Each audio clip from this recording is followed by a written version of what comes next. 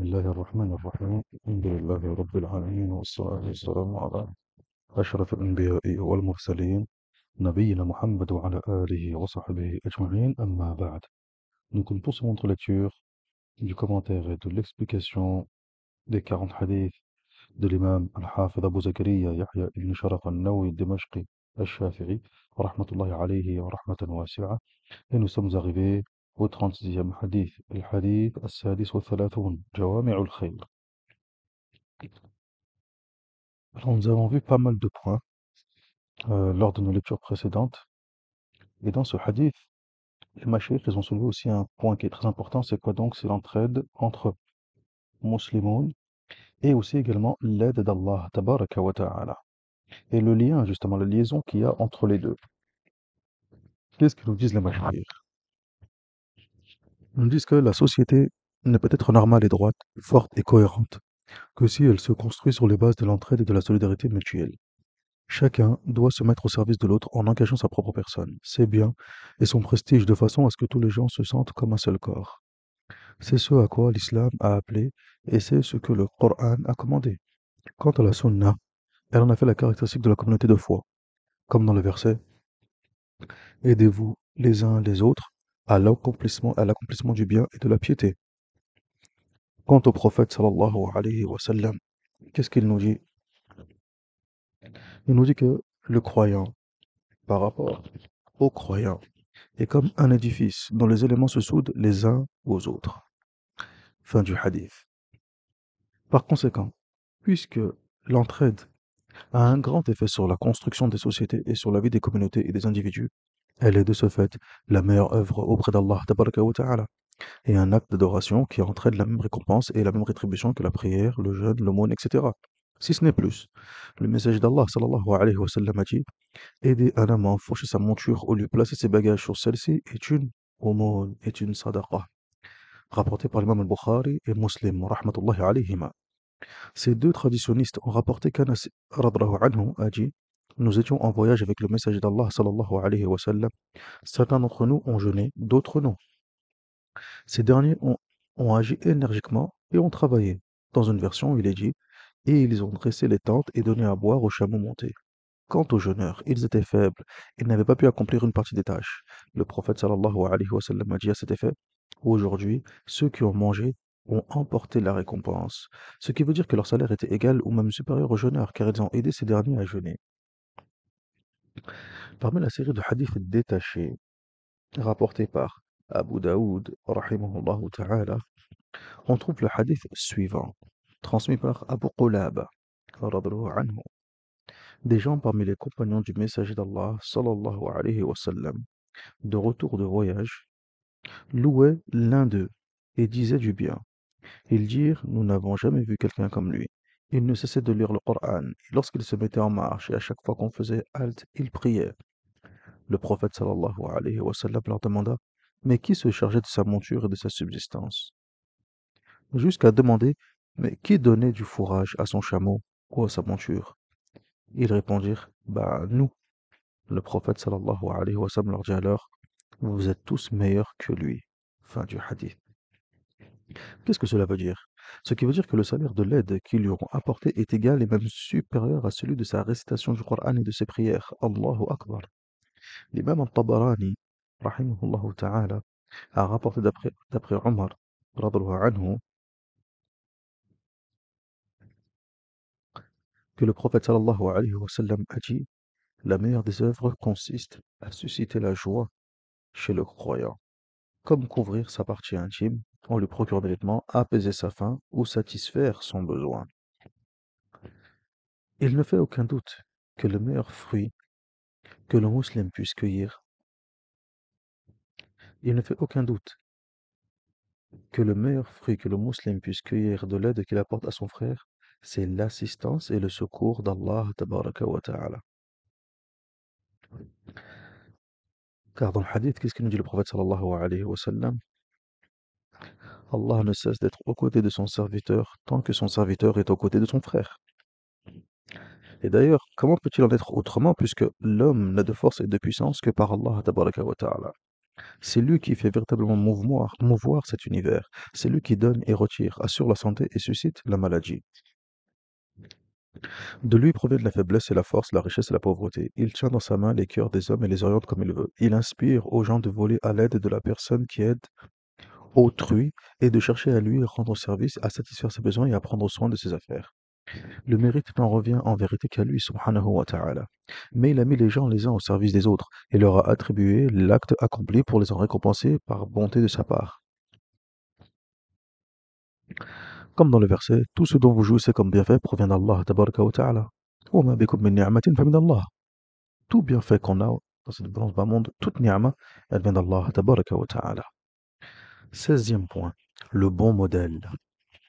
Le messager d'Allah, sallallahu alayhi wa sallam, était le modèle par excellence dans tout ce qu'il a demandé à sa communauté de faire. Il était le meilleur exemple dans le domaine de l'aide qu'il apportait à ses compagnons et particulièrement à ceux qui étaient dans le besoin. Avant de continuer sur ce point, vous avez vu la liaison et la relation qu'il y a, barakallahu fiikum, le lien très important qu'il y a entre le fait de aider son frère et le résultat qu'on obtient, à savoir l'aide d'Allah tabaraka wa ta'ala.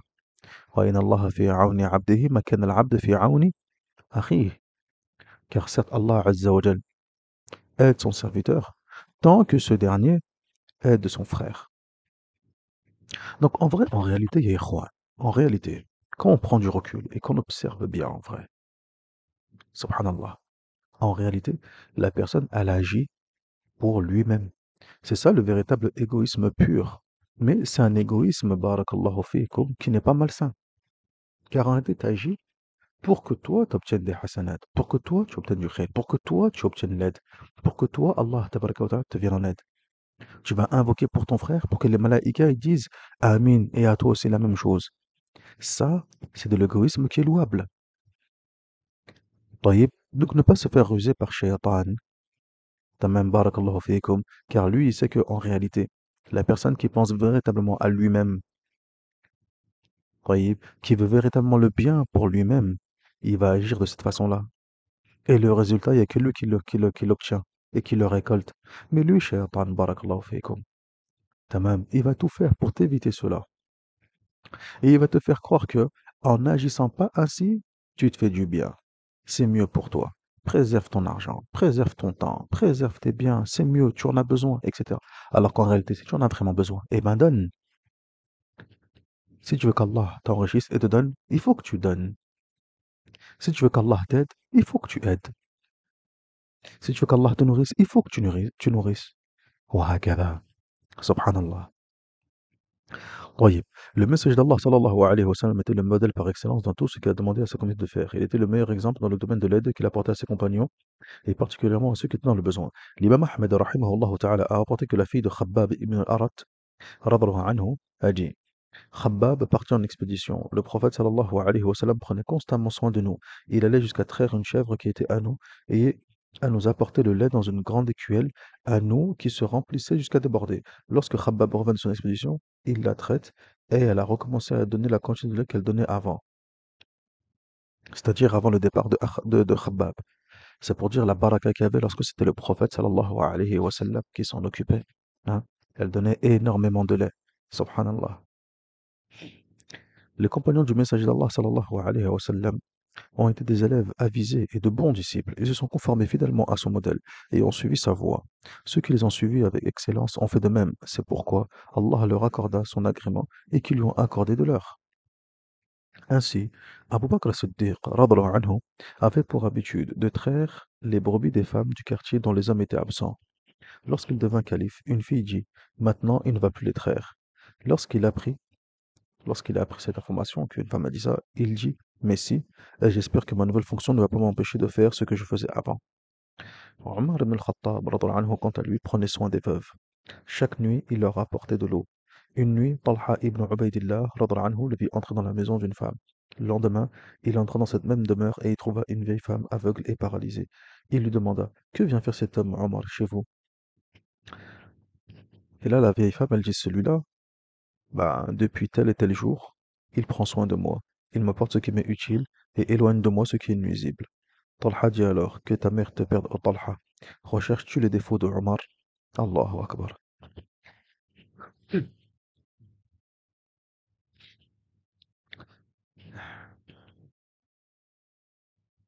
Abu Wa'il radhiyallahu anhu faisait tous les jours les tours des maisons du quartier et achetait aux femmes dont les maris étaient absents, ainsi qu'aux vieilles dames. Donc il leur faisait leurs courses, il leur achetait ce qu'ils avaient besoin, etc. Mujahid rahimahullah ta'ala a dit: J'ai accompagné Ibn Omar dans son voyage pour être à son service, mais à chaque fois c'était lui qui se mettait à mon service. Allahu Akbar. On rapporte que le Hassan al-Basri rahimahullah ta'ala envoyait quelques-uns parmi ses compagnons pour rendre service à quelqu'un. Il leur dit: Passez voir Thabit al-Bannani et amenez-le avec vous. Lorsqu'ils le trouvèrent, il leur dit: J'observe une retraite spirituelle. Donc ils sont partis voir Thabit al-Bannani et Thabit al-Bannani leur a dit: Je suis en i'tikaf. Ils revinrent alors voir Al-Hassan al-Basri et l'informèrent de sa réponse. Al-Hassan leur dit alors de retourner le voir et de lui dire: Ô toi qui as les yeux chassieux, sais-tu que ton déplacement pour satisfaire le besoin de ton frère musulman est meilleur pour toi que d'effectuer pèlerinage sur pèlerinage?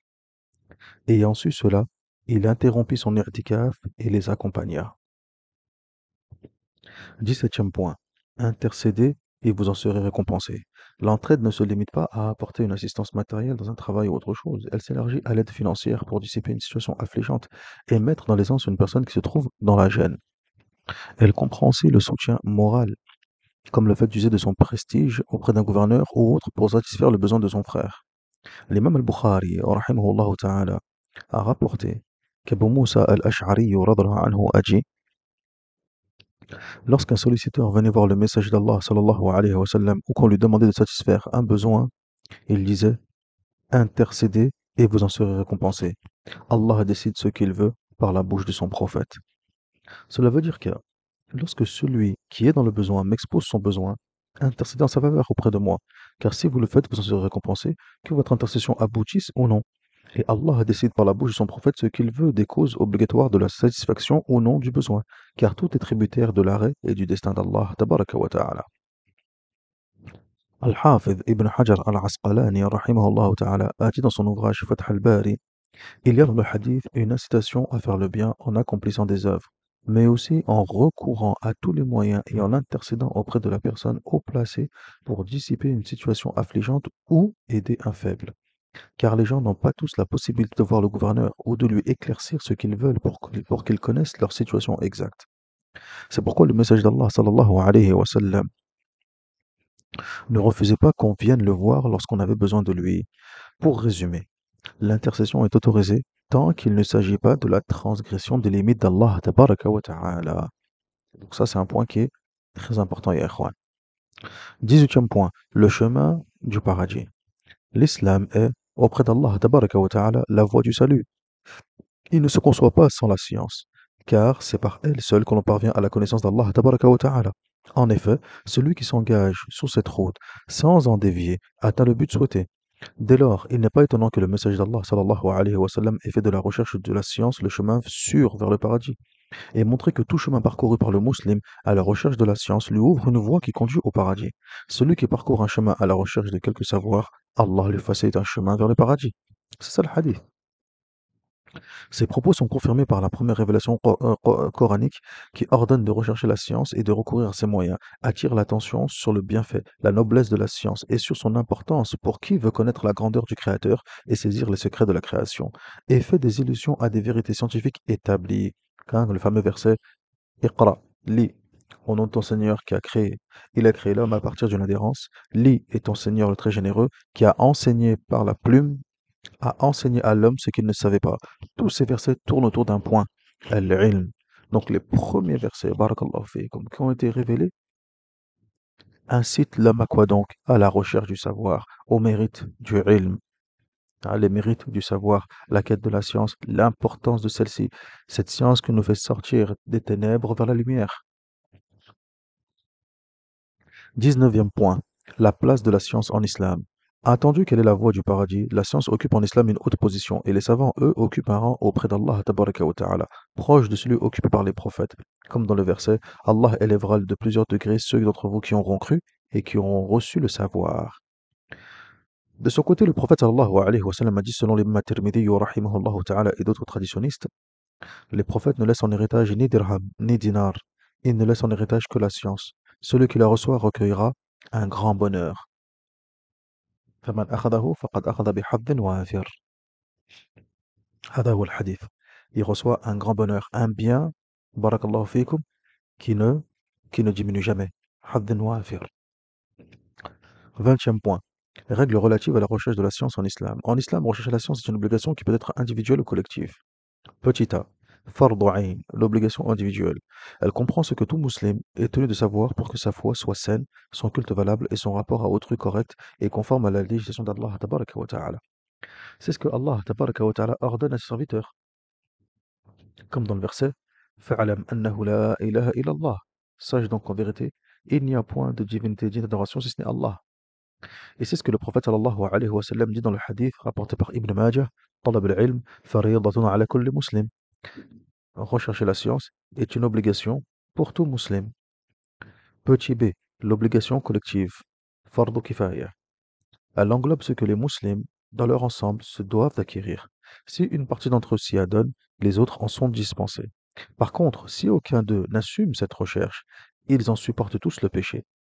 Il s'agit d'étudier en profondeur et d'apprendre les sciences de la législation islamique, mais aussi de se spécialiser dans toutes les sciences, dans toute science, dont la communauté a besoin pour préserver son entité et établir sur terre les fondements d'un état de droit et de justice fort, solide et redouté.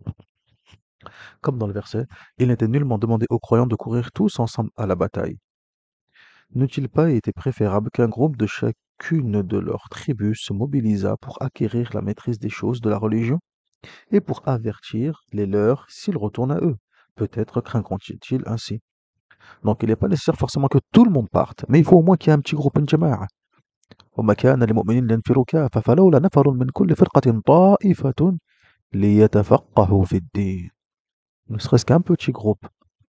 Il vient et il apprend. ليتفقه. Le verbe utilisé, c'est le fiqh.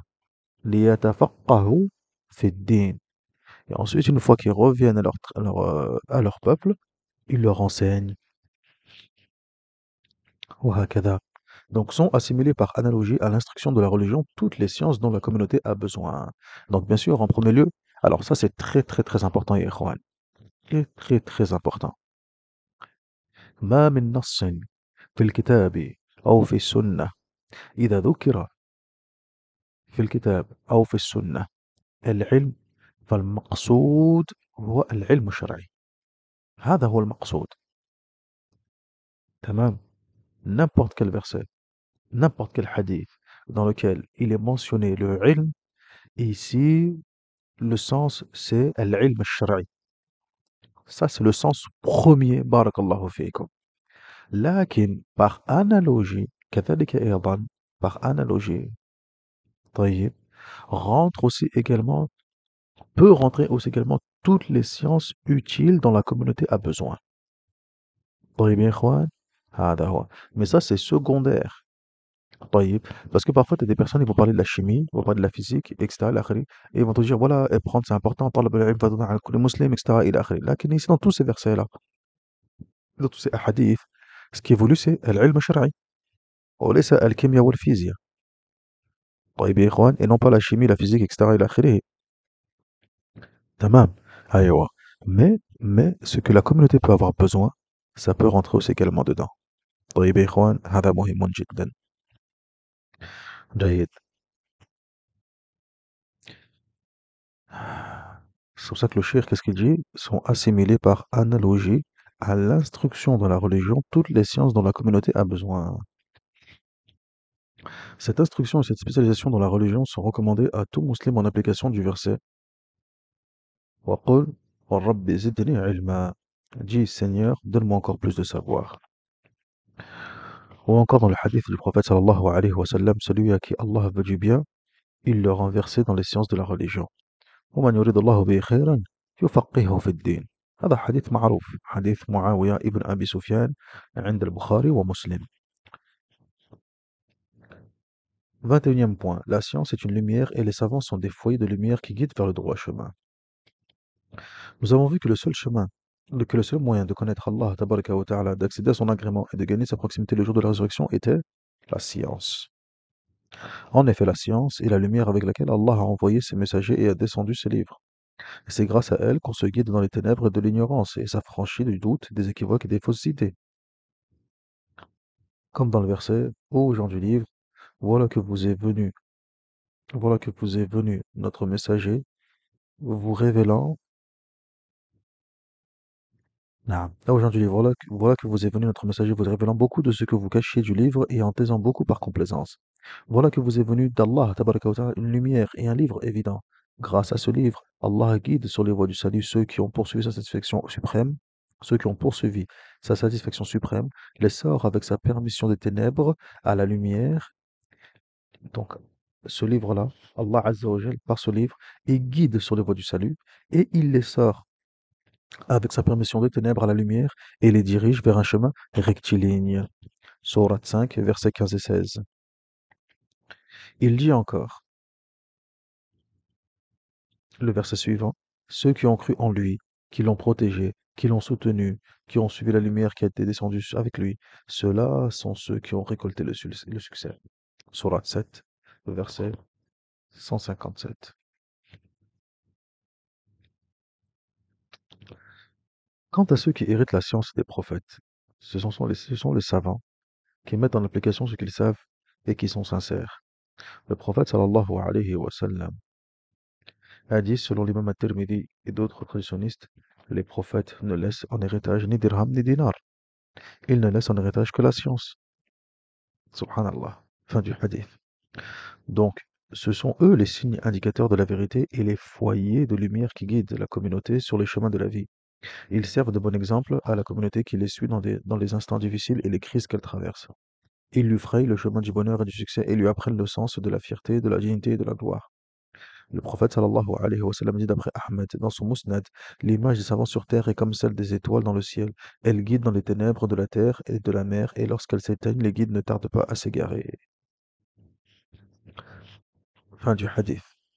Ainsi, aussi longtemps que la science persistera dans la communauté, les gens seront guidés et vivront bien. Ils connaîtront la civilisation et le progrès, la droiture et l'équité.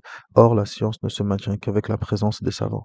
Lorsqu'ils disparaissent, les choses se perturbent et la communauté dévie du droit chemin pour emprunter les sentiers de l'égarement, s'enfoncer dans les abîmes de l'immoralité et de la corruption et courir à sa perte, à sa ruine. Et le message d'Allah sallallahu alayhi wa sallam a raison de dire Allah ne reprend pas la science en l'arrachant aux gens, mais il la reprend en reprenant l'âme des savants jusqu'à ce qu'ils n'en laissent aucun. Les gens mettent alors à leur tête des ignorants. Lorsqu'on les interroge, ils y répondent sans se baser sur aucune science. Ils égarent ainsi et égarent les autres. نعم إن الله لا ينتزع العلم انتزاعا من صدور العلماء ولكن بموت العلماء. Allah Azza wa Jalla ne prend pas la science directement des poitrines des savants, mais en faisant mourir les savants les uns après les autres. Allahu Akbar. Jusqu'à ce qu'il ne reste que des ignorants. Allah nous a préserve. 22e point. Il y a un verset, في سورة طه, وقولوا رب زدني علما, et dit, Seigneur, donne-moi encore plus de savoir, accrois mon savoir. Le musulman ne se fixe pas de limite dans sa quête de la perfection. Il évolue constamment dans les degrés de l'excellence. Et si la science utile est effectivement le symbole du bienfait et du mérite, alors le musulman ne peut jamais en être rassasié. Il ne peut en être autrement. Tout d'abord parce qu'il a pour modèle le message d'Allah sallallahu alayhi wa sallam, qui a répondu à l'appel de son Seigneur, lorsqu'il dit « Wa qur rabbi zidni ilma » dit « Seigneur, donne-moi encore plus de savoir » en disant qu'Allah ne bénisse pas pour moi le lever du soleil du jour où je n'acquiers pas un peu plus de savoir qui me rapprocherait d'Allah tabaraka wa ta'ala. Allahu Akbar. Ensuite, parce que le plaisir de la science pousse la personne qui la recherche à en demander toujours plus. Et c'est là une vérité tout à fait par celui que son Seigneur a bien instruit et bien éduqué. Le message d'Allah sallallahu alayhi wa sallam en disant il existe deux insatiables. Deux insatiables. Celui qui recherche la science et celui qui recherche le monde présent. Donc il y a deux qui ne sont jamais rassasiés. Celui qui recherche la science et celui qui court après ce bas monde. Celui qui cherche la science, il n'est jamais rassasié. Il en veut toujours plus et encore plus. Et ça, c'est louable. Et celui qui court après ce bas monde, Il n'est jamais rassasié également. Il en veut toujours plus et encore plus. Et ça, c'est blâmable. Hadith rapporté par Al-Bazzar, rahimahullah ta'ala, et d'autres. Ce surplus de science est une grâce qu'Allah Azza wa Jal, c'est une grâce d'Allah tabaraka wa ta'ala. Lorsque le but est juste, l'intention sincère et que la personne recherche la science pour plaire à Allah Azza wa Jal, en préservant sa propre religion, sa propre personne, sa religion et en étant utile aux créatures. Allah lui en facilite l'acquisition et lui en prépare les causes. Ainsi, lorsqu'une personne entreprend l'étude d'un thème, les horizons d'autres thèmes lui sont dévoilés et quand elle maîtrise une science, les horizons d'autres sciences s'ouvrent devant elle. Comme dans le verset, nous avons rendu le Coran facile à retenir. Y a-t-il un seul pour en tirer la leçon? 23e point. Celui qui met en application ce qu'il a appris, Allah le fait hériter de la science de ce qu'il ne sait pas. La protection divine atteint son apogée et la grâce seigneuriale son extrême lorsqu'à la science s'ajoute la pratique et que l'acte s'associe à la parole. Comme dans le verset,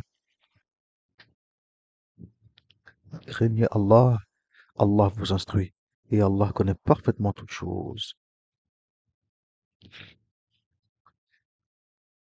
Ainsi, chaque fois que le musulman acquiert une connaissance et qu'il la met en application, il s'ouvre une voie vers le paradis et se rapproche davantage d'Allah tabaraka wa ta'ala.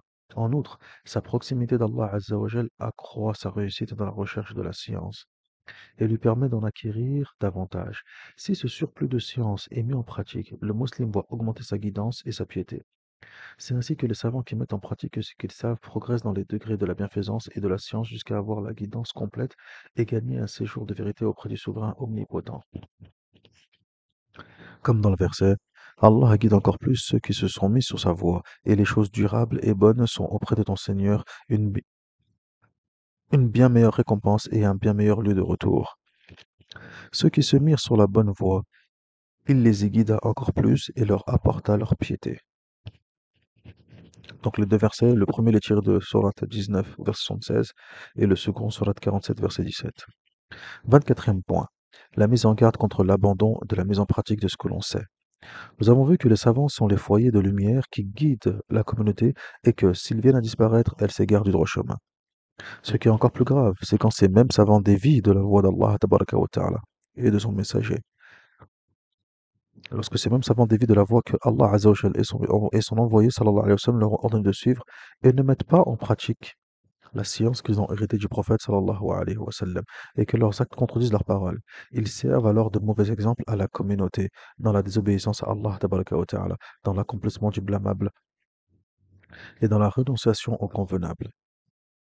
C'est pourquoi les textes ont mis en garde contre cette conduite, l'ont violemment désavouée et ont montré ses conséquences fâcheuses, comme dans le verset ô vous qui avez cru, pourquoi dites-vous ce que vous ne faites pas? C'est une grande abomination auprès d'Allah tabaraka wa ta'ala que de dire ce que vous ne faites pas. Ou encore dans le verset ordonnez-vous aux gens obéissance et bienfaisance, tout en oubliant vous-même, alors que vous récitez le livre, n'êtes-vous donc pas censé?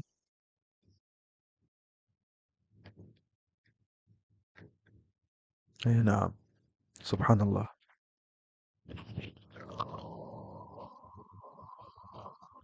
Oussama ibn Zayd, radallahu anhu, a dit qu'il a entendu le message d'Allah sallallahu alayhi wa sallam dire le jour de la résurrection on fera venir l'homme pour le jeter dans le feu. Ses intestins sortiront de son anus, et il tournera en les traînant après lui comme tourne l'âne autour du moulin. Les gens de l'enfer se rassembleront alors autour de lui et lui diront ô un tel, qu'est-ce qui t'arrive? Qu'est-ce qui t'arrive? N'est-ce pas toi qui commandais le bien et interdisais le mal sur terre? Il dit si, j'ordonnais en effet le bien, mais sans le faire, et j'interdisais le mal, tout en le faisant. Rapporté par l'imam al-Bukhari et Muslim. Rahmatullahi alayhim. Le prophète sallallahu alayhi wa sallam a également dit le jour de mon ascension au ciel, je suis passé devant des gens à qui l'on rongeait les lèvres avec des ciseaux en feu. J'ai dit Ya Jibril, qui sont-ils? Il répondit ce sont les orateurs de ta communauté. Ce sont les orateurs de ta communauté qui disent ce qu'ils ne font pas. Dans la version d'Al-Bayhaqi, il est dit ils récitent le Coran, le livre d'Allah Azza wa Jal, mais ils ne le mettent pas en pratique. En outre, le prophète sallallahu alayhi wa sallam a dit selon l'imam at-Tirmidhi rahimahullah ta'ala aucun ne sortira du lieu du grand rassemblement, c'est-à-dire le jour du jugement dernier, avant qu'on ne lui demande à quoi il a consacré sa vie, ce qu'il a fait de sa science, comment il a acquis ses biens et où il les a dépensés, à quoi il a usé son corps. Subhanallah. 25e point, la diffusion de la science. Bismillah.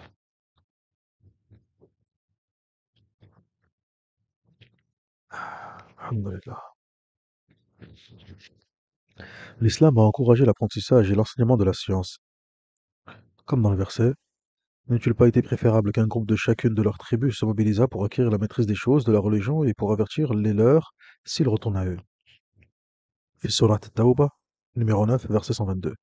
De son côté, le prophète sallallahu alayhi wa sallam, d'après l'imam al-Tirmidhi, rahimahullah ta'ala, et d'autres, il dit qu'Allah Azza wa Jal fasse resplendir de beauté quelqu'un qui a entendu quelque chose de ce que nous avons dit et l'a transmise telle qu'il l'a entendu. Car il se peut que celui à qui on fait parvenir une vérité la retienne mieux que celui qui l'a entendue. Fin du hadith. Ainsi, la meilleure œuvre qu'accomplit le musulman et qui fait croître sa récompense auprès d'Allah Azza wa Jal, y compris après sa mort, c'est de communiquer aux gens un savoir dont Allah Azza wa Jal l'a gratifié et dont il lui a accordé la faveur de l'acquérir. Le prophète sallallahu alayhi wa sallam a dit d'après Muslim et d'autres traditionnistes, quand l'homme meurt, son œuvre s'arrête, sauf dans trois choses. Une aumône continue, sadaqatun jariyah, donc une œuvre d'utilité publique, comme une fontaine, hôpital, asile, école, etc. Une science dont les gens tirent un profit, et un enfant vertueux qui prie Allah Azza wa Jal pour lui. Dans un autre hadith, le prophète sallallahu alayhi wa sallam dit également, la meilleure des aumônes est celle qui consiste pour un homme musulman à apprendre une science et à l'enseigner ensuite à son frère musulman. Rapporté par l'imam Ibn Majah, rahimahullah ta'ala. Donc on voit ici quoi donc? L'importance de la diffusion de la science, de la transmission de la science, de l'enseignement at-ta'lim. هذا مهم جدا. C'est la raison pour laquelle barakallahu fikum wa jazakumullahu khairan. Il est très important aujourd'hui, surtout dans une époque dans laquelle où l'ignorance se répand massivement, où on entend des choses, où des personnes se permettent de parler dans la religion d'Allah, tabaraka wa ta'ala, sans science, sans notion, sans savoir. Est-ce qu'aujourd'hui on accepterait, dans n'importe quel hôpital en France, que un électricien, un plombier, un chômeur, un technicien de maintenance industrielle rentre et ils disent au chirurgien en chef, le chirurgien qui est là, qui est présent, qui lui dit, écoute, assieds-toi, moi je te conseille de faire comme ci, comme ça, comme ça, comme ça, comme ça, comme ça. Est-ce que ceci serait accepté? Ceci est intolérable. Ça n'existe pas. Abadan, abadan, abadan.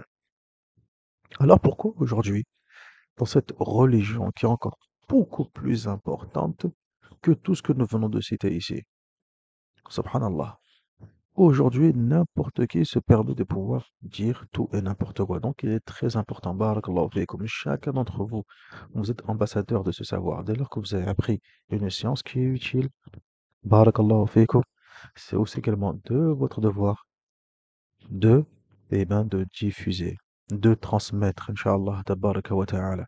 Comme l'a dit le prophète sallallahu alayhi wa sallam, balighu anni walau aya. Transmettez de moi ne serait-ce qu'un seul verset, walau aya. Tamam ya ikhwan, wa hakadha.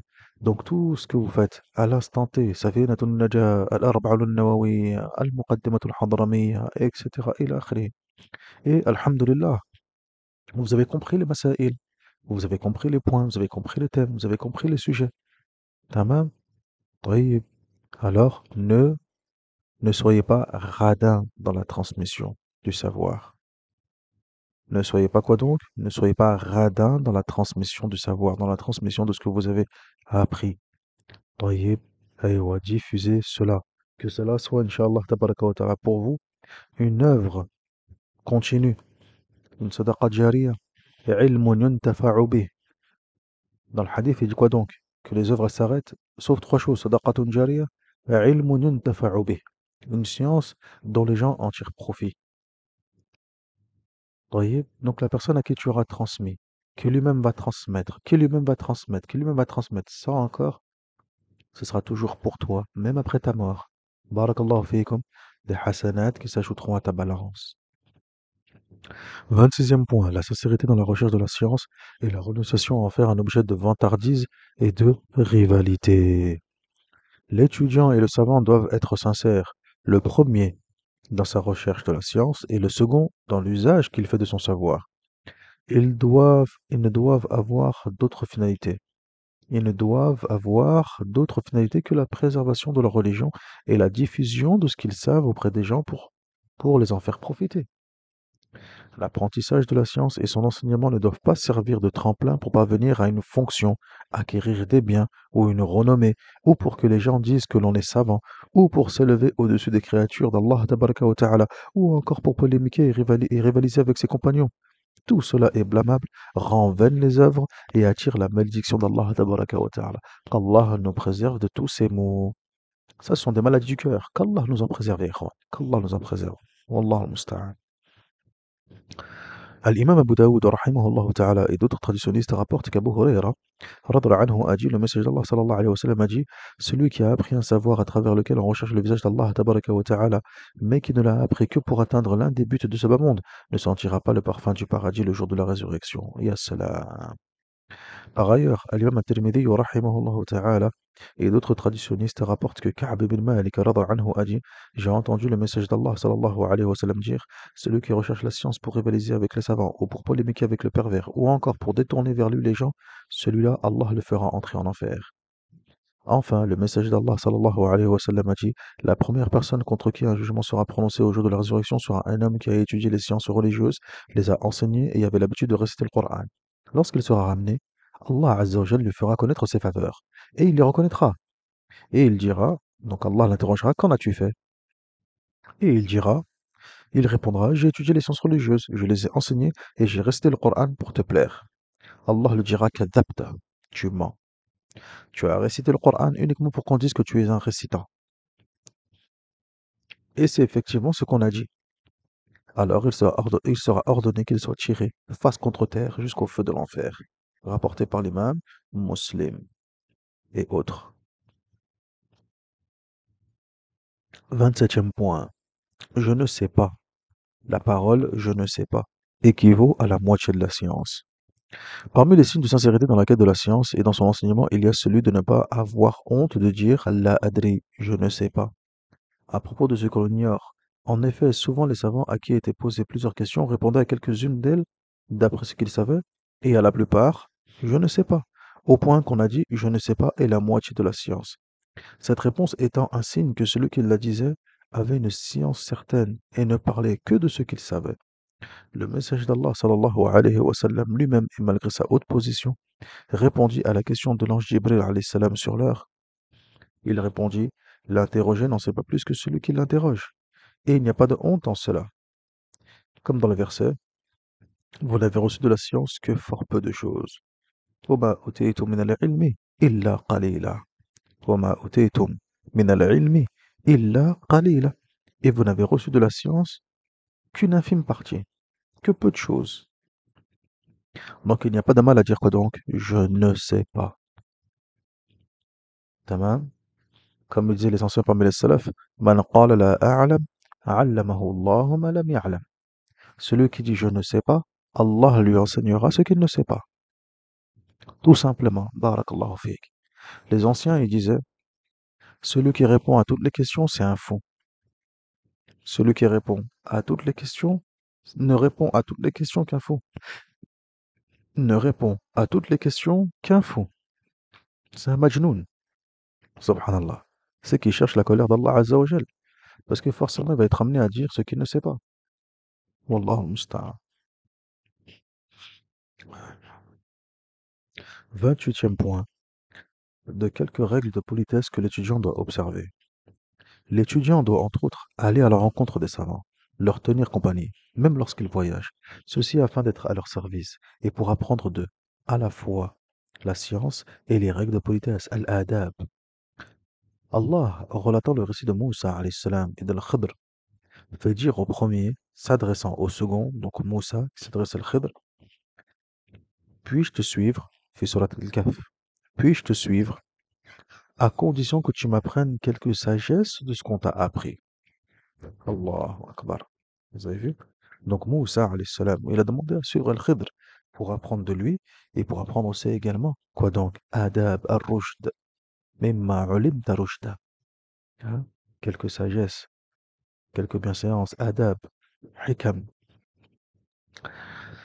29e point, l'évocation d'Allah Azza wa Jal.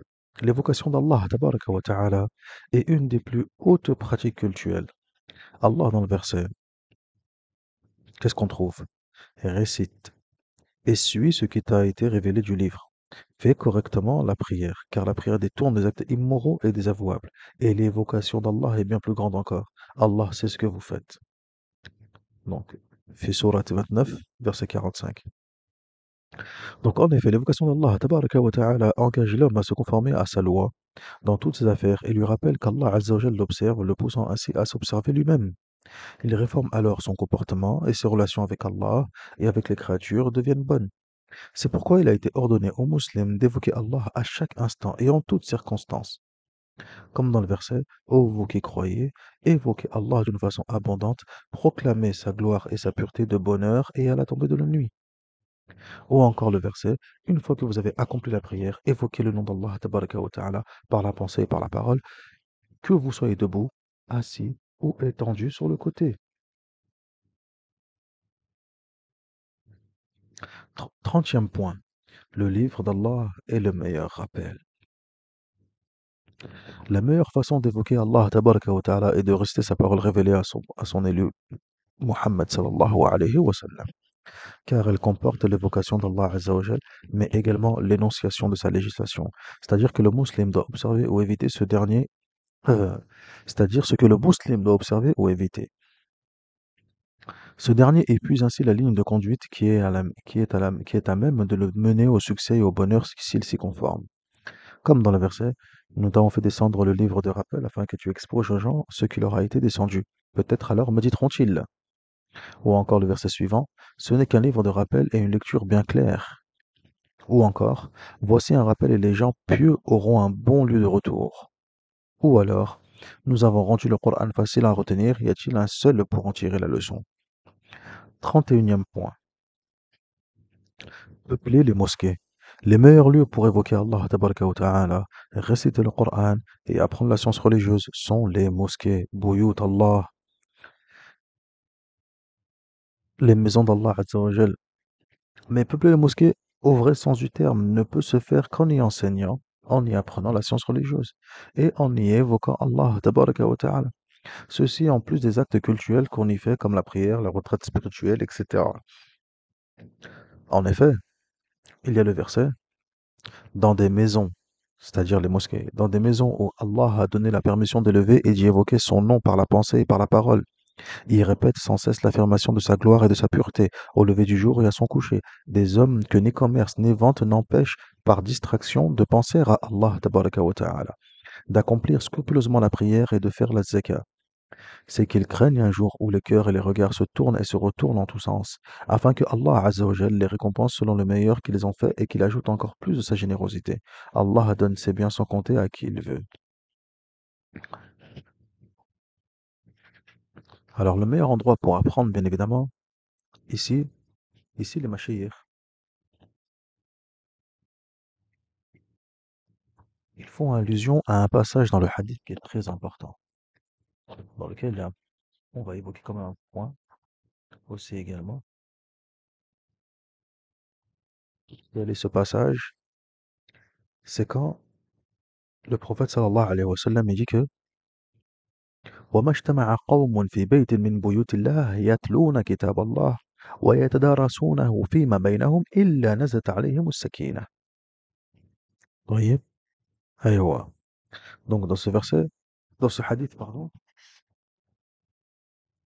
qu'est-ce qu'on trouve?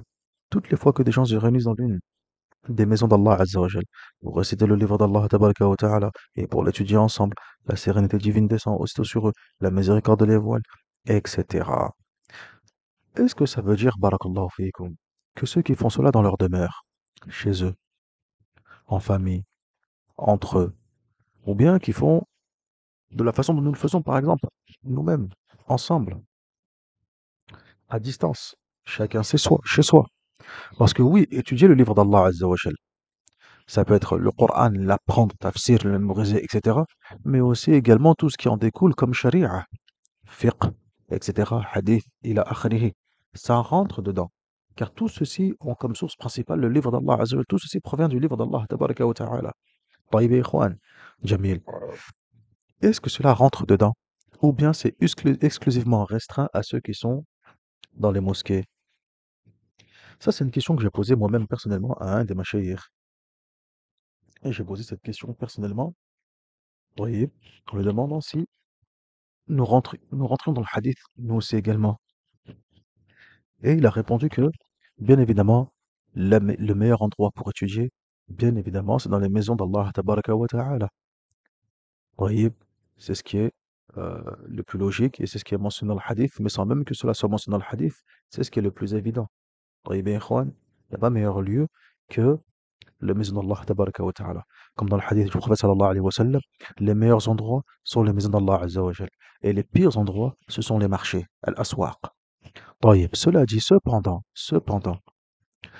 toute personne qui étudie le livre d'Allah azza wa jal, où qu'il soit, il a une part de cette récompense aussi également. Lahu nasib. Il a aussi également une part de cette récompense. Tamam ya ikhwan, hada huwa. Mais cette récompense totale et parfaite et complète ne peut se faire que dans les maisons d'Allah tabaraka wa ta'ala. هذا هو. Voilà la réponse qu'il m'a donnée. حفظه الله تبارك وتعالى ورعاه. 32e point. Culte et intercession. Ainsi, la récitation du Coran est en elle-même une pratique cultuelle que Allah tabaraka wa ta'ala a ordonnée. Et le musulman s'y adonne, et le musulman qui s'y adonne est récompensé. Elle lui permet le salut le jour de la résurrection et l'obtention de l'agrément d'Allah tabaraka wa ta'ala, car le Coran intercède auprès d'Allah azza wa jalla en faveur de son lecteur assidu. Comme dans le verset, récite ce qui t'a été révélé du livre de ton Seigneur. Ou encore dans le verset, récite ce qui t'a été révélé du livre et fais correctement la prière. Ou le verset suivant, je n'ai reçu pour ordre que d'adorer le Seigneur et maître de cette cité qu'il a rendue sacrée. Tout lui appartient. J'ai reçu l'ordre de faire partie des musulmans et de réciter le Coran. Celui qui se met sur la bonne voie ne le fait que pour lui-même. Et celui qui s'égare dit, je ne suis que l'un des avertisseurs. Donc celui qui s'égare, tu n'as qu'à lui dire, je ne suis que l'un des avertisseurs. D'autre part, l'imam al-Bukhari ainsi que Muslim, rahmatullahi alayhima, ont rapporté que d'après Aïcha, radra anha, que le prophète sallallahu alayhi wa sallam a dit, celui qui récite assidûment le Coran et le connaît par cœur sera avec les nobles anges messagers. Celui qui le récite péniblement et le révise constamment aura deux salaires. De ce côté, l'imam al-Tirmidhi, rahimahullah ta'ala, a rapporté d'après Abdullah ibn Mas'ud, radra anhu, que le messager d'Allah sallallahu alayhi wa sallam a dit, celui qui lit une seule lettre du Coran s'inscrit une bonne action, et la bonne action a 10 fois son salaire. Je ne dis pas que Alif, Lam, Mim est une lettre, mais Alif est une lettre, Lam est une lettre, et Mim est une lettre. Enfin, Abu Umamat al-Bahili, radra anhu, a dit, selon l'imam Muslim, rahimahullah ta'ala, j'ai entendu le message d'Allah sallallahu alayhi wa sallam dire, récitez le Coran, car il viendra le jour de la résurrection comme un intercesseur pour les siens, c'est-à-dire pour les lecteurs assidus. Cependant, celui qui récite le Coran n'a pas nécessairement plus de mérite que celui qui l'écoute.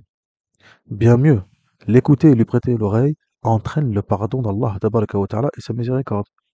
Comme dans le verset, quand on lit le Coran, écoutez-le et faites silence. Peut-être serez-vous touché de la grâce. C'est ce que confirme aussi un hadith rapporté par l'imam Ahmed rahimahullah ta'ala dans son musnad.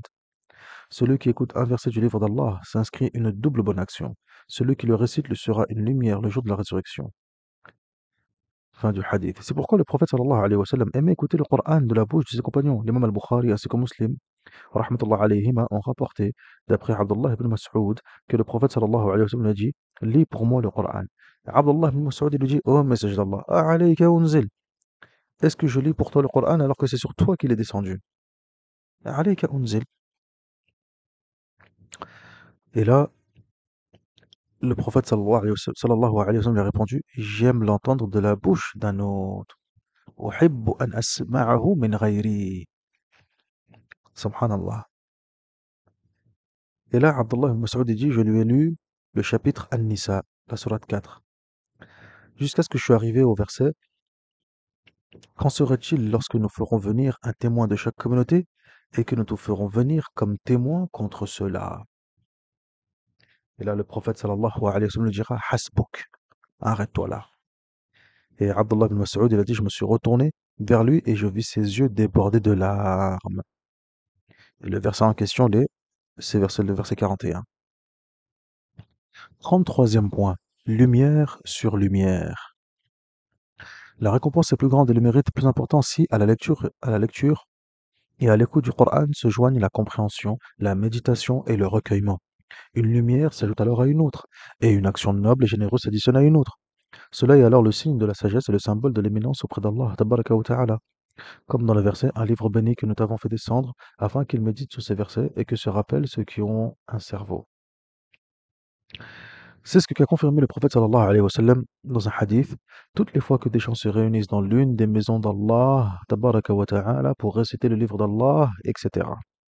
Aïwa. Seulement, il faudrait souligner que les mérites de l'évocation d'Allah Azzawajal et de la lecture du Coran dont il est question dans ce hadith s'obtiennent même lorsque celles-ci se font en dehors de la mosquée.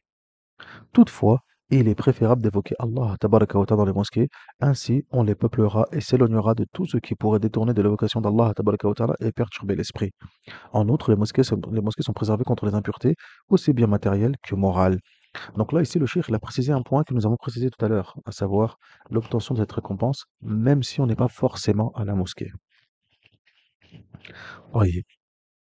34e point, le bienfait d'Allah tabaraka wa ta'ala, ainsi que son agrément. Naam. Ceux qui se rassemblent et lisent le livre d'Allah tabaraka wa ta'ala bénéficient d'un énorme bienfait. Ils obtiennent du Seigneur 4 dons. Chaque don prouve leur grandeur et leur haute position près d'Allah tabaraka wa ta'ala et leur garantit sa satisfaction, son absolution et son agrément. A. Premier point. Premier don. La sérénité divine descend sur eux. L'imam al-Bukhari ainsi que l'imam Muslim rahmatullahi alayhima ont rapporté qu'Al-Bara ibn Azib radra anhu a dit Un homme a lu le chapitre de la caverne, surat al-Kahf, et il y avait dans la maison une monture, et elle se mit à trépider. Il se tourna pour voir.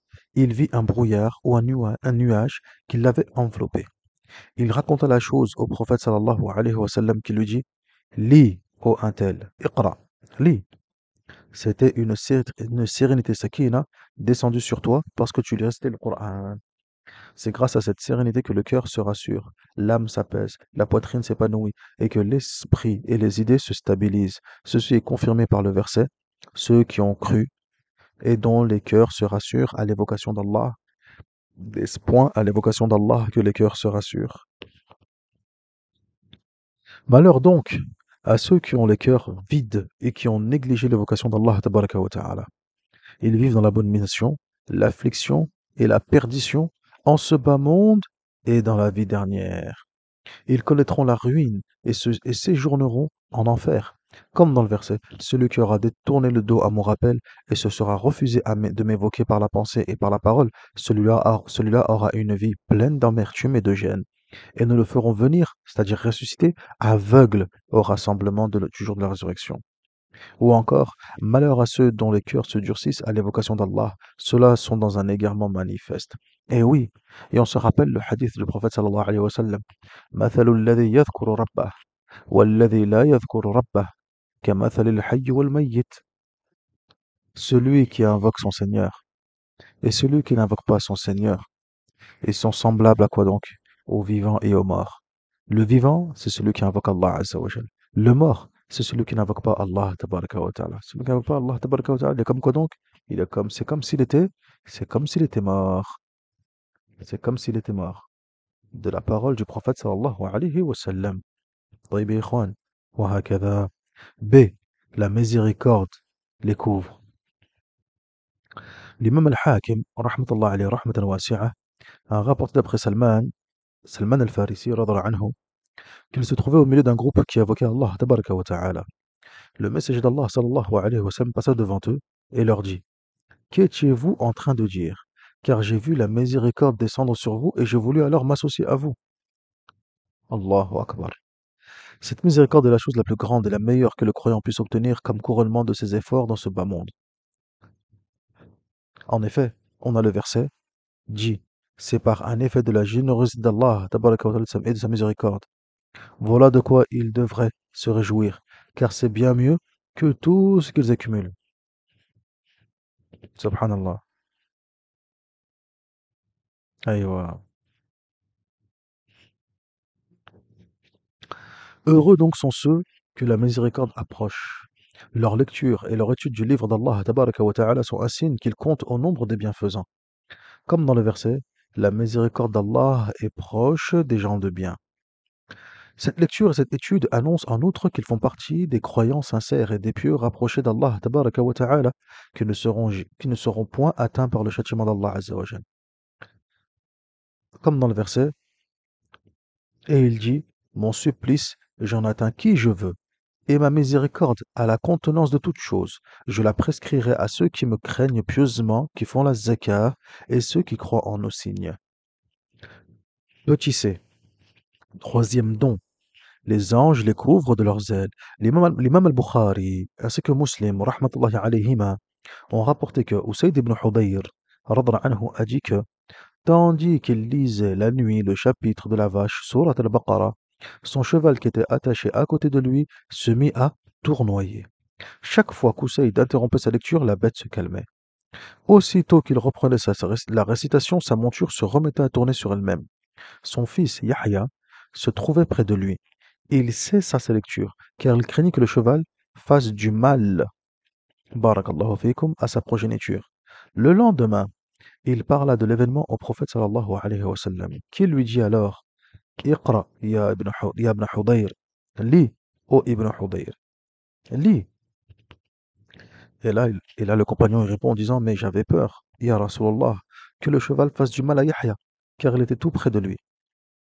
J'ai levé la tête et j'ai vu dans le ciel quelque chose comme une ombrelle où scintillaient des lumières. Je suis sorti et je ne l'ai plus revu.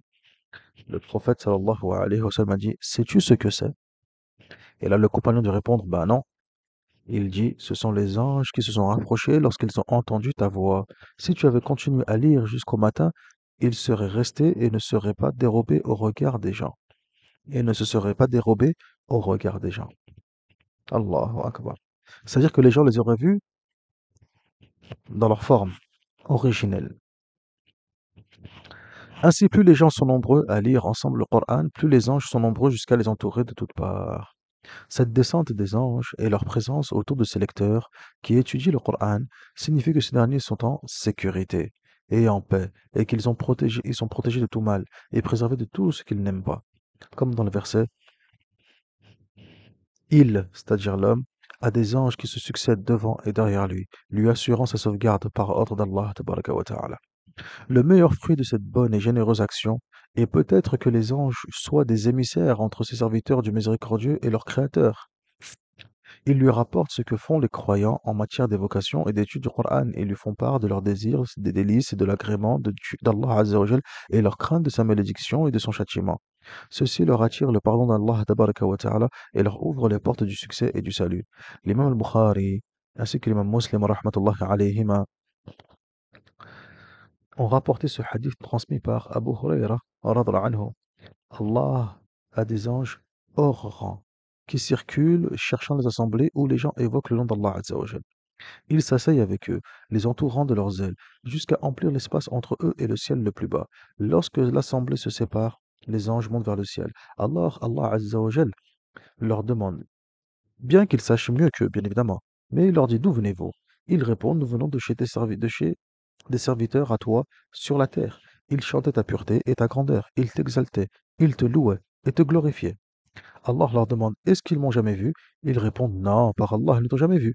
Et là, il dit, que ferait-il donc s'ils me voyaient? Et là, les anges de répondre, s'ils te voyaient, ils mettraient encore plus d'ardeur à t'adorer, à te louer, à te glorifier. Et là, il dit, et que demande-t-il? Et là, les anges de répondre, ils demandent le paradis. Et là, il dit, est-ce qu'ils l'ont jamais vu? Ils répondent, non, par Allah, ils ne l'ont jamais vu. Et là, il dit, et que serait ce qu'ils avaient vu? Et et que serait s'ils l'avaient vu? Et là, ils disent, s'ils l'avaient vu, ils y tiendraient encore plus, ils le demanderaient encore avec plus de force et le désireraient avec plus d'ardeur.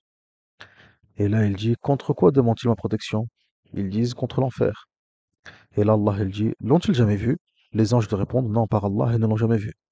Allah de répondre, que serait-ce donc s'ils l'avaient vu? Les anges de répondre, s'ils l'avaient vu, ils le fuiraient encore plus et le craindraient davantage. Et là, Allah de dire, je vous prends à témoin que je les absous. L'un des anges dit alors, il y a parmi eux un tel qui ne fait pas partie de leur cercle. Il y est seulement venu pour une affaire le concernant. Et là, Allah, il dit, il représente le cercle idéal et celui qui leur tient compagnie ne saurait être un misérable.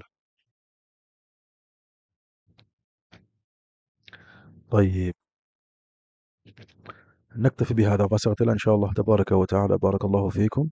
Et je terminerai lors de la suite suivante, la suite, Inch'Allah, tabaraka wa ta'ala, car là, pour ma part, c'est déjà le temps de faire salat al-asr, barakallahu fikum.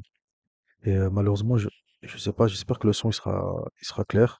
Je suis obligé de parler à voix basse, étant donné que je ne suis pas seul. Barakallahu fikum. C'est la raison pour laquelle je parle à voix basse, wallahu musta'an. Mais j'espère que le son sera clair, Inch'Allah, tabaraka wa ta'ala. Il y a avec moi d'autres étudiants ici présents et je ne souhaite pas les déranger. هذا هو بارك الله فيكم والحمد لله رب العالمين وصل اللهم على نبينا محمد وعلى آله وصحبه أجمعين سبحانك اللهم وبحمدك أشهد أن لا إله إلا أنت أستغفرك وأتوب إليك والسلام عليكم ورحمة الله وبركاته